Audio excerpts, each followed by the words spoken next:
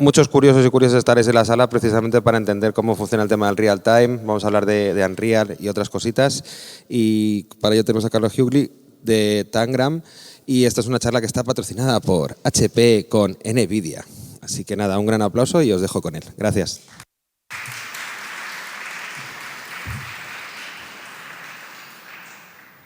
Vale, lo primero, muchas gracias por la participación, de habernos invitado. Es un honor estar aquí.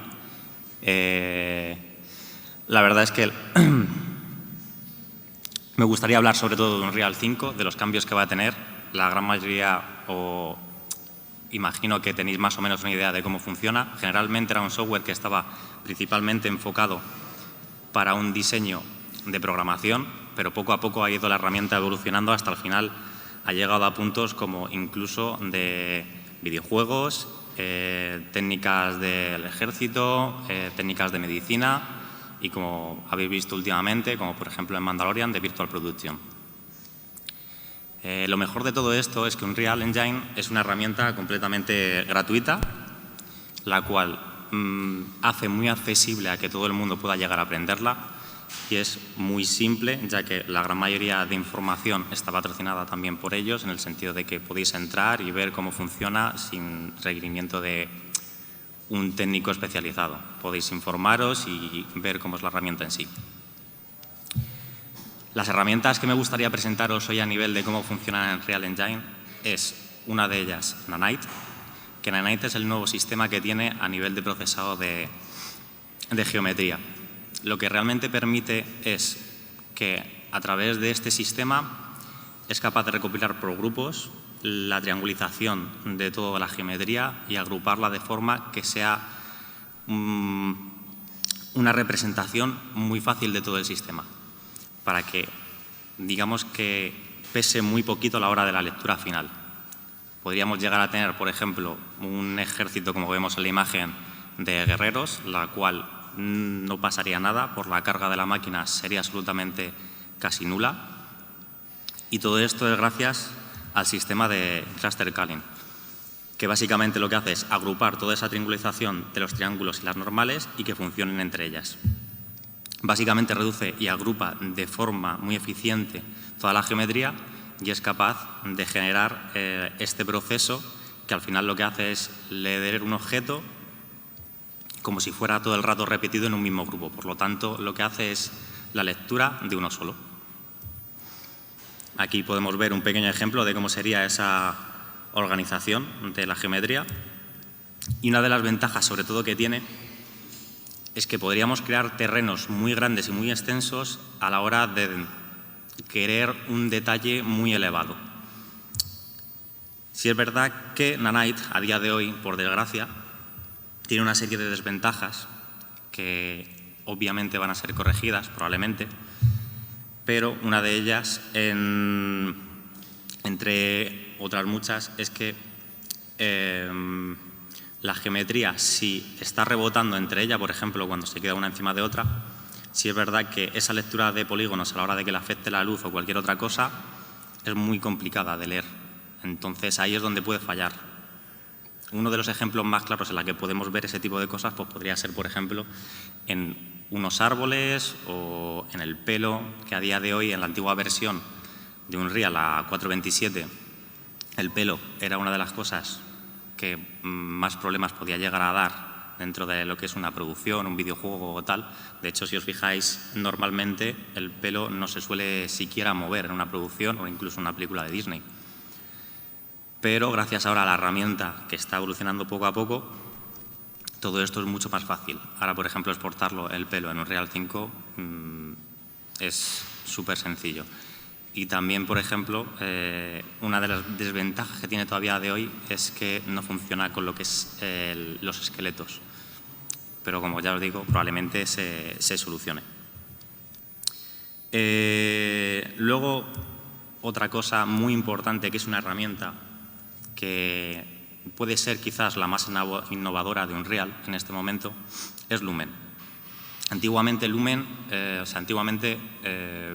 los estudios, sobre todo indies, no se podían permitir un render de ray tracing, porque era un render muy caro que a nivel de producción, con los equipos que ellos tenían, a los tiempos que necesitaban llegar era casi imposible, porque al final estás pidiendo a la máquina que haga unos rebotes de luz reales, los cuales generalmente con máquinas incluso de hace unos cuantos años podrías tardar en un frame en condiciones de una película 2 o 3 días.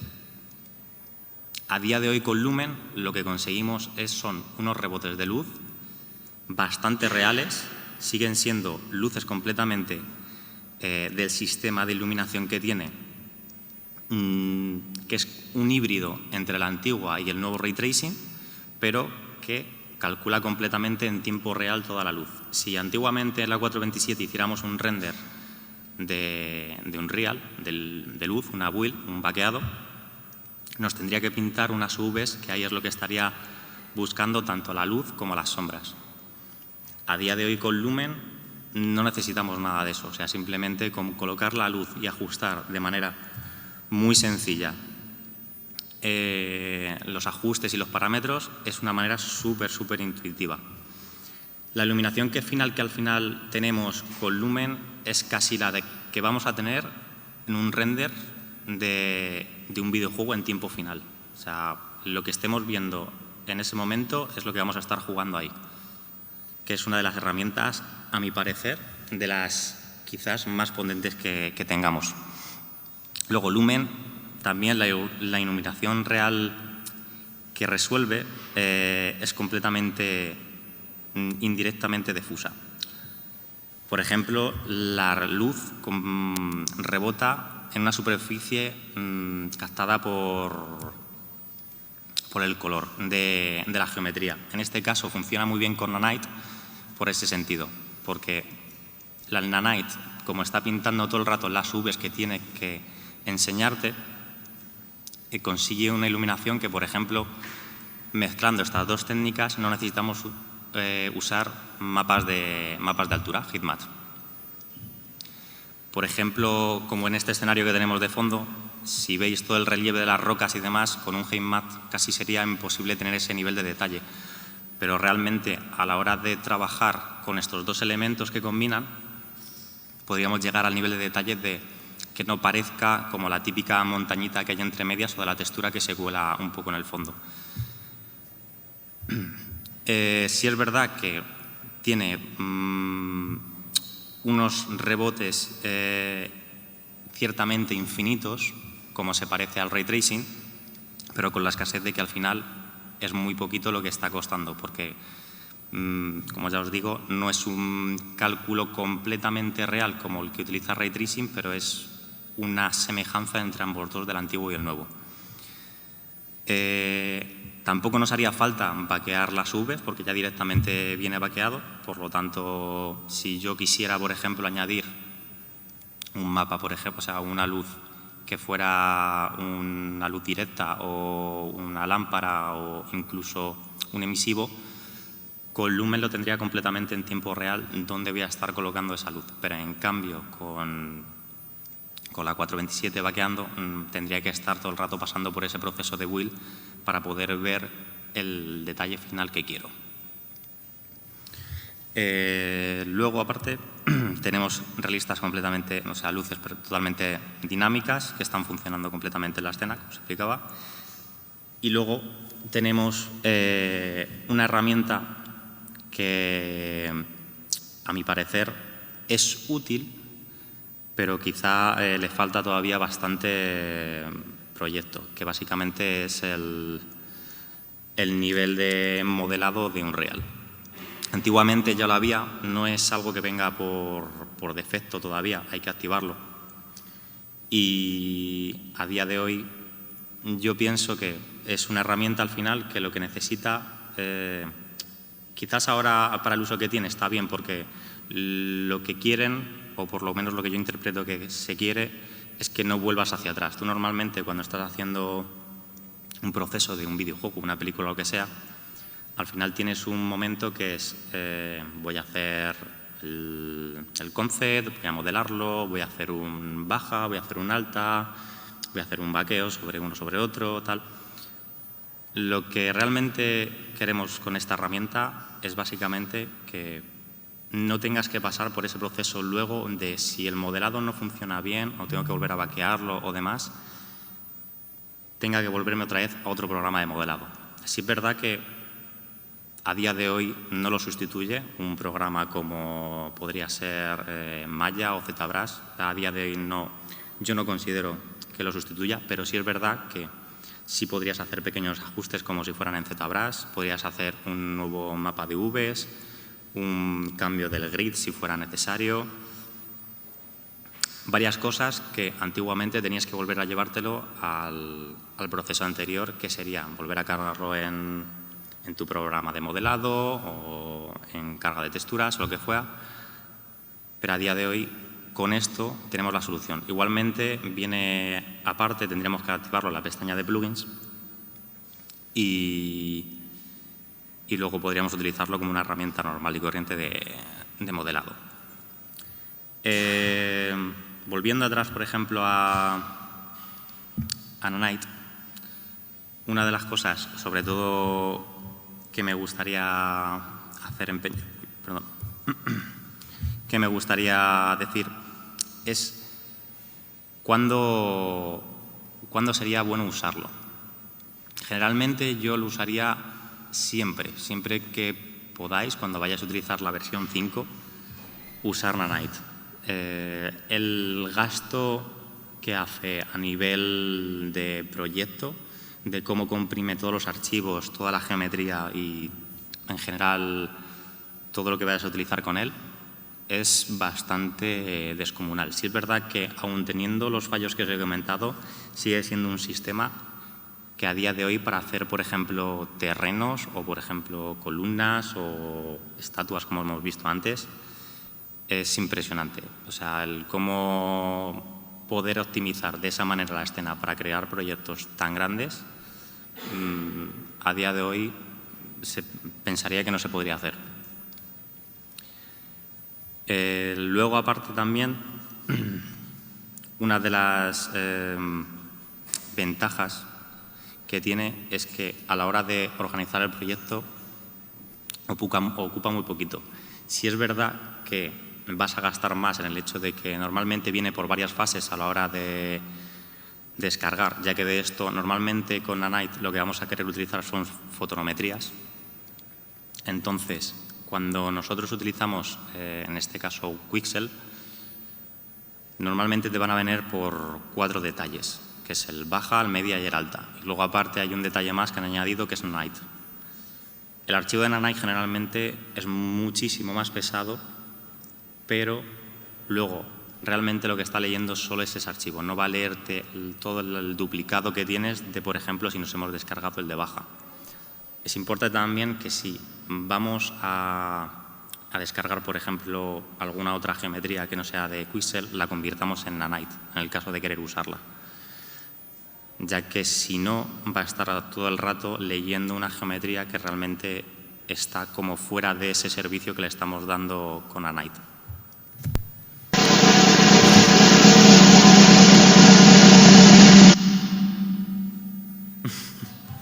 Vale. Eso no me lo esperaba. Vale. Entonces, la parte de Modeling Tool sería luego parte también esta, que es para, sobre todo, ya os comento que sería simplemente organizar el proyecto y no tener que volver hacia atrás. Y a continuación me gustaría poneros un vídeo y hablar un poco realmente de cómo es la Virtual Production en este caso y las cosas que podría convertir un Real 5 en los trabajos a futuro. ¿Vale?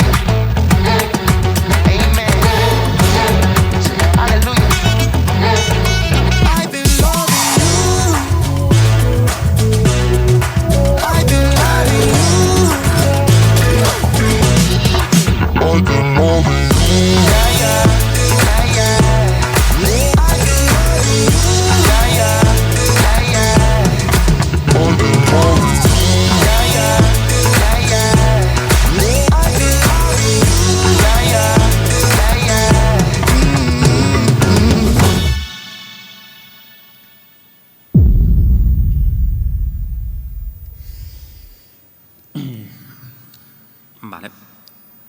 Me gustaría volver... Hola. Voy a quitarle el audio. Vale. En todas estas producciones, generalmente, o seguramente la que más famosa que conocéis, obviamente, que es Mandalorian, generalmente se utiliza un sistema de gráficas concreto, que sería el sistema de NLink. Básicamente, se utilizan unas gráficas profesionales que son a 6000 en este caso, que básicamente con el sistema que tienen podrían leer todo en un rack para poder producir esta gran cantidad de pantallas que tienen que mandar la información. Luego, una de las cosas muy importantes a nivel de producción con Unreal es que estamos viendo todo en tiempo real. No tenemos que estar esperando en la producción de cuánto va a tardar un render, lo quiero ver ya, tal, que al final es un poco lo que nos están pidiendo. También hay que acostumbrarte a estas nuevas tecnologías. A día de hoy sí es verdad que no hay muchos técnicos que estén dedicados a esto concretamente, pero poco a poco sí es verdad que van apareciendo nuevos. Es importante que la gente que está metida sobre todo en esto, también hay que hacerles entender de que no se entiende al final de todo. O sea, yo el día cuando trabajo con este tipo de cosas necesito al final al director de luces o al director de color para que siempre tenga que estar delante mía de necesito que estas cosas me las pongas así y estas así, porque si él me las coloca en su entorno real de tal manera, yo tengo que duplicarlas en el virtual para que cuando la persona que esté en el plato en el centro colocada funcione de tal manera que esté incrustada también en el virtual. ¿Vale? Entonces, una vez tengo más o menos lo que es todas las luces, como me diría el de iluminación que las quiere colocar, igual que podría ser este espacio, por ejemplo, la luz debería coincidir perfectamente con el personaje. Vale. Luego, el apartado... a ver, perdón. Vale. En el apartado de Unreal, generalmente el tiempo de render, como os he comentado, es totalmente nulo. Sí es verdad que se pueden tirar renders off, que al nivel de producción es normalmente, si son para escenas concretas que solo van a ser virtuales, sí es verdad que tiene un tiempo de espera, pero normalmente no es ninguno. Y luego, aparte, el sistema que tiene actualmente para poder hacer rastreos de cara y demás es bastante sencillo. En este caso están utilizando un traje en el cual recoge tanto las animaciones de la cara como el del cuerpo, en el cual es muy fácil crear unos blend shapes automáticamente con Unreal para poder decirle qué tipo de movimientos estamos haciendo. Esto normalmente se está utilizando mucho en películas, pues, por ejemplo, Avatar, en este caso, por decir una que va a salir dentro de poco. Luego, a nivel de producción, sí es verdad que es mucho más barato el conseguir un resultado mejor, porque al final estamos reduciendo costes en la producción. No quiere decir que no se vayan a utilizar ciertos procesos que se utilizaban antiguamente de hacer el viaje y de ir a X sitios, pero sí es verdad que tenemos la facilidad, gracias a este sistema de pantallas, de que podemos hacer cosas mucho más espectaculares de una forma mucho más económica, sin tener que mandar a todo el mundo a un viaje que tiene unos costes que al final eso también afecta muchísimo al nivel de producción. Para terminar, sí es verdad que me gustaría apuntar que no es necesario en ningún momento tener una idea como tal de Unreal. O sea, yo cuando empecé con Unreal venía totalmente del sector del 3D, del modelado 3D, y sí es verdad que se me ofreció la oportunidad de tocar Unreal, de aprender de él, y dije, bueno, pues puedo darle esa oportunidad. Y vi que era un software, sinceramente, que a nivel de lo que yo quería, sí es cierto que me daba más satisfacción el estar en un estudio completamente encerrado, de hacer un personaje, un objeto tal, a estar directamente en la producción, con los directores, con la gente, moviéndome de un lado para otro, en el escenario, ver las cosas totalmente y el cómo era capaz de incrustar todo lo virtual con lo real. Eso a mí me llenaba más que al final que el 3D. Entonces sí es verdad que di ese paso a aprender Unreal.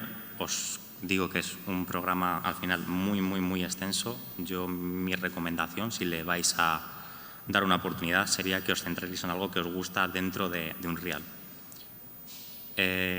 Tocarlo todo y querer ser de todo, yo os doy la mano y ojalá lo consigáis hacer, pero sí es verdad que es demasiado extenso. Yo recomendaría centraros en alguna de las cosas de Unreal, que se os dé muy bien, y mejorar ese apartado. Sí es verdad que se debe necesitar un poco de conocimiento de todo a la hora de trabajar con él, pero luego por lo menos centrarte en solo una cosa. No sé si tenéis alguna pregunta con respecto a esto o más o menos ha quedado claro. Si no... Bueno, que sí es verdad que a pesar de tú tener mapas vaqueados y ya sacados de Marmoset o de otros programas, tú puedes coger en Unreal y también vaquear mapas, hacer pruebas de vaqueo. Si escoges otro sistema de iluminación, realmente que no sea Lumen, puedes vaquear perfectamente mapas. Si eliges Lumen en este caso, es como que automáticamente te los pinta en el instante. O sea, no es en plan de que los tenga que ir actualizando. Si utilizaras, por ejemplo, Lumen con Ray Tracing, sí es verdad que, por ejemplo, necesitarías estar actualizando todo el rato esos mapas. Porque al final, esos trazados de rayos que te está haciendo con Ray Tracing, sí es verdad que son muchísimo más específicos. Pero sí, en Unreal 5 perfectamente podrías hacer mapas de iluminación si te fuera necesario, o de sombras incluso. Bueno, pues si tienes... ¿Sí? ¿No? ¿No? ¿Sí? Vale. Vale, pues muchísimas gracias. Encantado de haber estado aquí. Muchas gracias por todo y nos vemos.